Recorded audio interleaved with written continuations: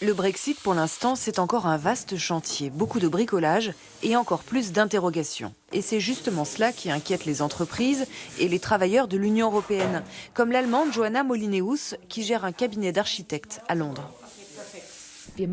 Ça nous inquiète beaucoup car les meilleurs artisans sont étrangers, en grande partie polonais et bulgares. Et il y a de fortes chances pour que ces gens-là partent dans les prochaines années.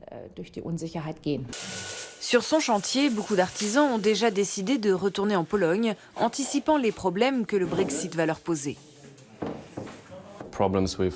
Ça va être compliqué pour se déplacer, pour travailler. Ce sera problématique pour nous tous, et ça deviendra très difficile de vivre ici. Outre le fait de ne pas savoir s'ils pourront rester ou non, ce qui les inquiète, c'est la xénophobie croissante à laquelle ils sont chaque jour confrontés, même de la part des clients. Il m'a dit, retourne dans ton pays, tu n'es pas la bienvenue à Londres et en Angleterre. C'est à cause de toi qu'on n'a pas de travail. Mais ce n'est pas vrai.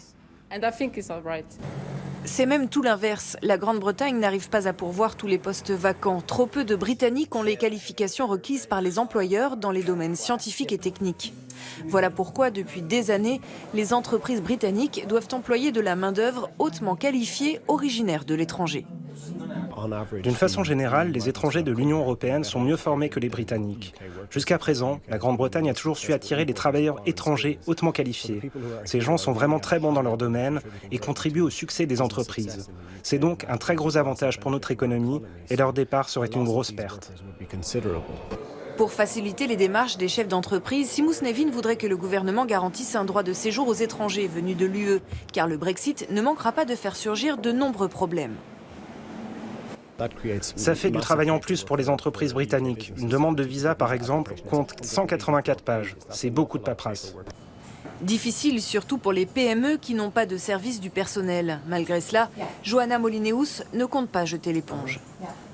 Je ne fermerai pas le cabinet pour autant. Londres est un site important et je tiens à y rester, du moins dans un premier temps. Joanna Molineus préfère chercher de nouveaux clients à l'étranger. La livre a certes chuté, mais cela a aussi un avantage. Plus d'Européens et d'Américains investissent dans l'immobilier londonien.